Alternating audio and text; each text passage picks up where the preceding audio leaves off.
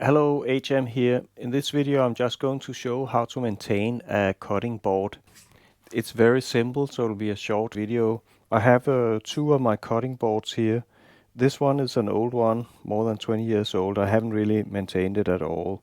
But I think it looks alright, and I think one of the reasons why it has kept itself without any maintenance is that I've used it to cut very often some of these sun-dried tomatoes in sunflower oil.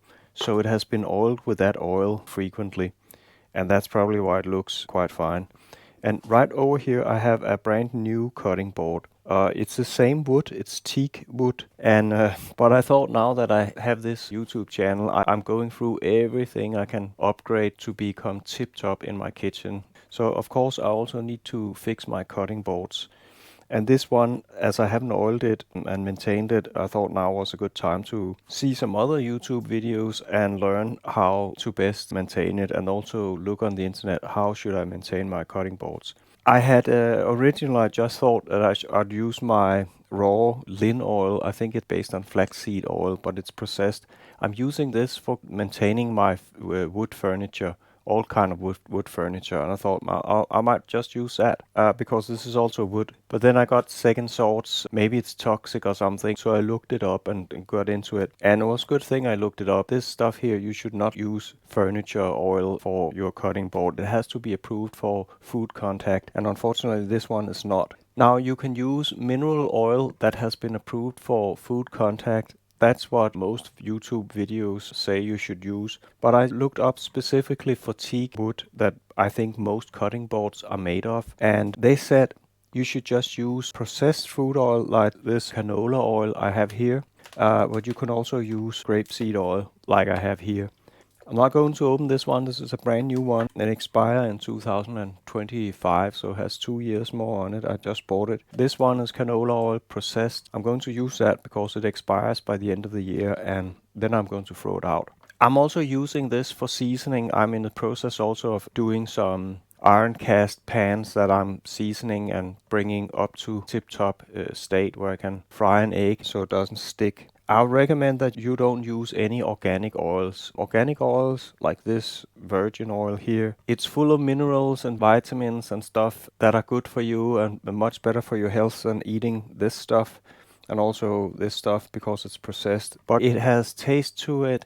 Use a neutral oil that doesn't taste of anything, so it doesn't compromise whatever you are cutting on your board. So that's what I'm going to use.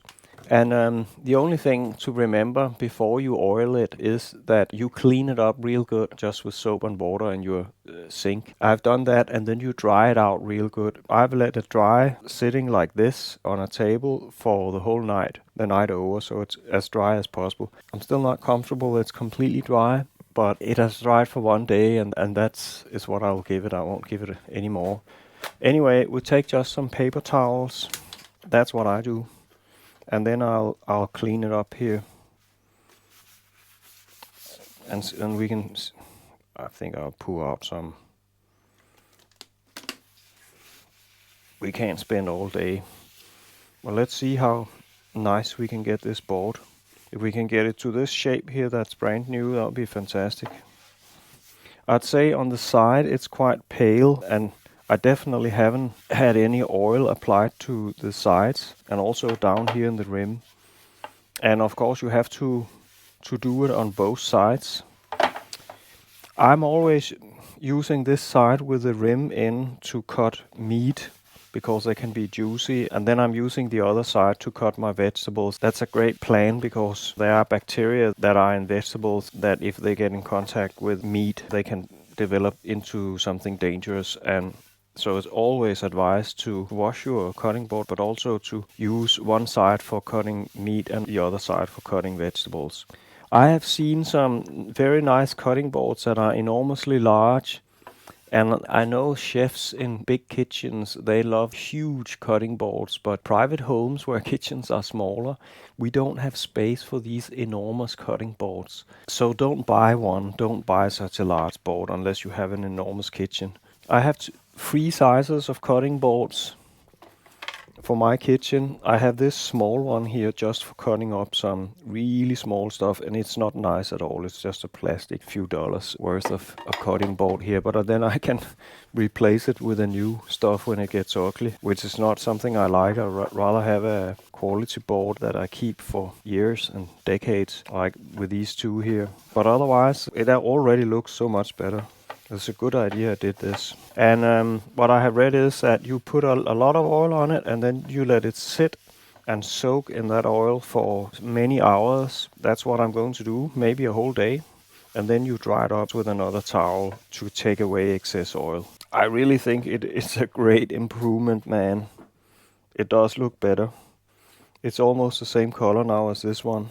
Yeah, this one is also actually getting a little nicer.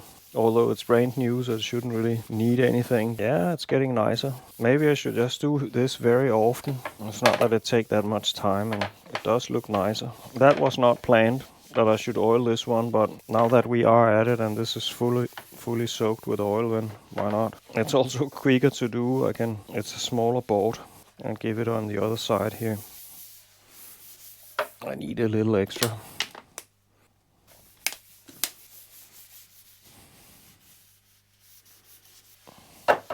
But it's very greasy now, the whole board. But anyway, it does look a little bit better. Anyway, back to this one. I'm really happy about how it changed color here. Let's get it on the sides as well. Now I'll just let it soak for an hour or so before I dry it out with another paper towel. It looks good. It's not bad for a 25-year-old cutting board. It's also expensive, more than $100. Things are a bit expensive here in Scandinavia. I think this is it. Then I will come back and show you how to dry it up. Okay, we are back. A couple of hours have gone, and this oil I just greased into my cutting board has had plenty of time to soak it up. And let's take a look at it. So this cutting board has sucked up all the oil. I haven't actually dried it up or anything. But as you can see, it looks dry. And it also on the other side, it looks much better. I like the color of it. But I think because all the oil was sucked up on this one, I'll give it another round with more oil. On this one, my brand new cutting board, it was all greasy. I had to dry the oil up. It has already been saturated with oil and stuff, and I had expected that because it's new. So I just dried it clean, and I've already made a salad on it later on today and has been in use since then. So I'm not really going to do anything more about it. Anyway, I'll give this one another round. And this one I'm not going to do anything more about. It shouldn't really be done, but it's a pretty good comparison. I think they have almost the same color, and I'm sure when I'm done, I'll give this one more greasing, and then I'm also done with that. I want to mention, if you have miscoloring of your board because of some color that comes from whatever you are cutting, if that comes into your board, baking soda is really good for cleaning, and I believe that you can simply scrub it off, get that miscoloring off. You have to do it right away. If you see some miscoloring, do it right away. Don't let it sit there for weeks, then it will go deeper into the wood and it will be miscolored and you can't get it out. Baking soda, some water, and then a scrubbing sponge here, and that should fix it. And also, well, don't stick your knives into your boards. Of course not. Some people probably do it. If you want to maintain your board and it should last a long time, don't use a bread knife like this. This is a bread knife. It's basically a saw, and when you do this, you will cut your board and you'll just ruin it. So why haven't I ruined my board? I love bread. It's because I do rye bread. I'm just going to tell you this because I'm 53. I have excellent health. There's nothing wrong with me. I can beat up much younger kids than myself. And I think I attribute a lot of that good health to the fact that I eat, instead of eating a lot of rice and potato and spaghetti, I eat this. This is rye bread. And how do you cut a rye bread? Well, take it from the freezer. And by the way, I make this rye bread myself. My very first video was a rye bread video.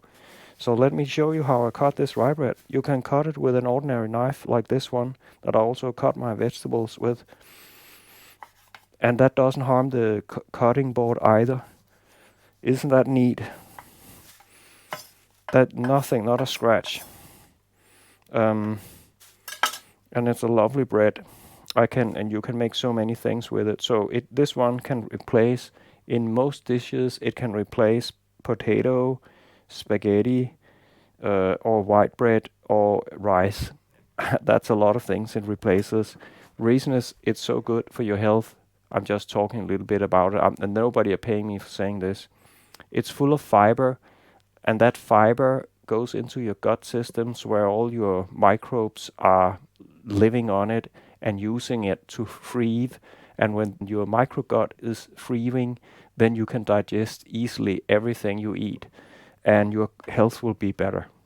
Just a fact. Also, these fibers goes right through your system. You don't digest them, but they're needed for your microbes that help you actually digest all kind of other food.